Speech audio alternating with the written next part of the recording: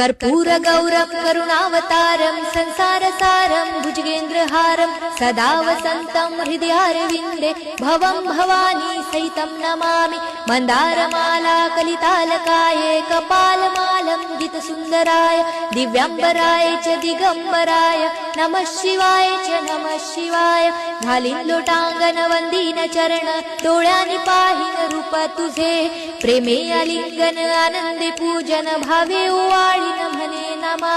त्वमेव माता पिता त्वमेव बंधु सखा त्वमेव विद्या द्रविणं त्वमेव सर्वं मम देव कायेन वाचा मनसेन्द्रियर्वा बुद्ध्यात्मना वा प्रकृति स्वभावात् करोमि यज्ञं सकलं परस्मै नारायणायति समर्पयामि।